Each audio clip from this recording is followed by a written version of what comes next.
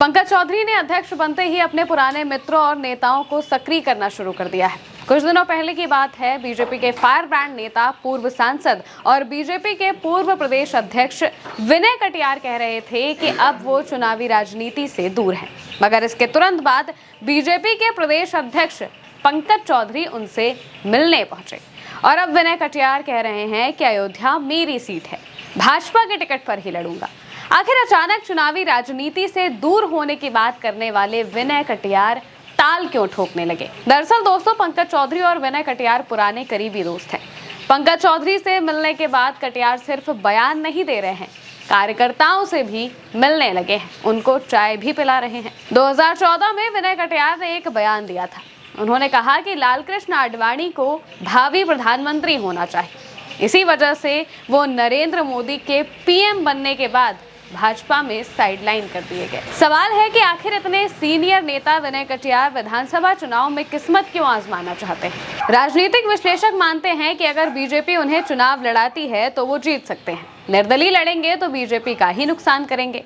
कटियार अभी तक कितने हाशिए पर थे, इसे आप इस तरह से समझिए कि 25 नवंबर 2025 को धर्म ध्वजा फहराकर शास्त्रीय पद्धति से मंदिर निर्माण पूर्ण होने के कार्यक्रम में विनय कटियार को बुलाया तक नहीं गया, अयोध्या के राम मंदिर में। दोस्तों, एक दौर था जब विनय कटियार की गिनती बीजेपी के कद्दावर नेताओं में होती थी, मुख्यमंत्री तक के चेहरे माने जाते थे।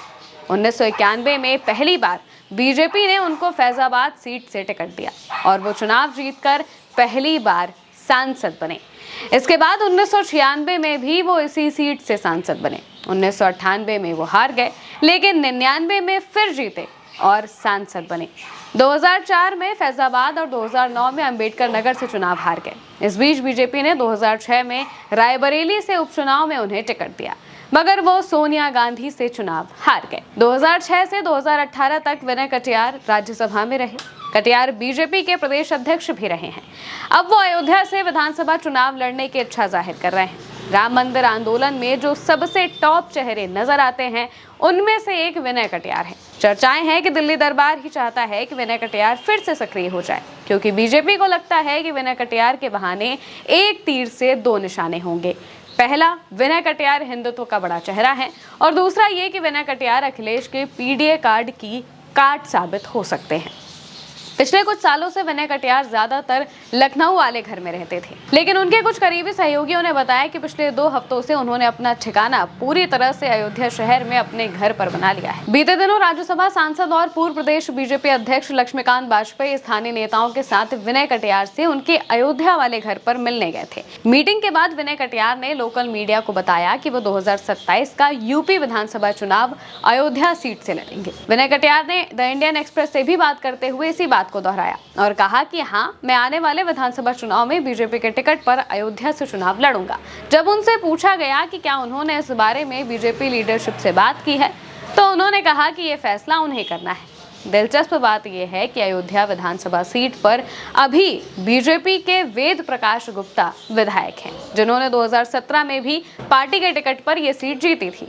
अयोध्या के एक बीजेपी नेता ने कहा कि विनय कटियार पिछले 7 से 8 सालों से बीजेपी, बजरंग दल और वीएचपी में अपने समर्थकों से नहीं मिल रहे थे। उन्होंने कहा कि इस दौरान उन्होंने इन संगठनों या फिर राम मंदिर ट्रस्ट में जाना भी बंद कर दिया था और राम मंदिर निर्माण स्थल के आसपास भी नहीं दिखे।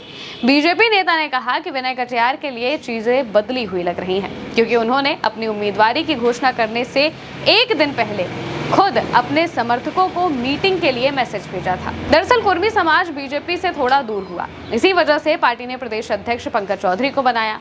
वहीं विनय कुमार की सक्रियता पार्टी को उस समाज में और मजबूत करेगी। विनय कटियार अवध से आते हैं और उससे सटा हुआ ही पूर्वांचल है, जहां पर काफी अच्छी खासी कुर्मी आबादी है। बीजेपी को 2022 में भी पूर्वांचल में झटका लगा था और 2024 में तो उसे काफी करारा झटका लगा। दोस्तों, बीजेपी जानती है कि मोदी योगी सब ठीक है, लेकिन यूपी में अखिलेश के पीडीए प्रयोग की काट निकालनी जरूरी है, क्योंकि अगर ऐसा नहीं किया गया तो अखिलेश को हरा पाना मुश्किल होगा। अब ये देखना होगा कि विनय कटियार को लेकर बीजेपी आगे और क्या सोचती है। फिलहाल के लिए मेरे साथ इस खबर में इतना ही। आप देखते रहिए भारत एक सोच।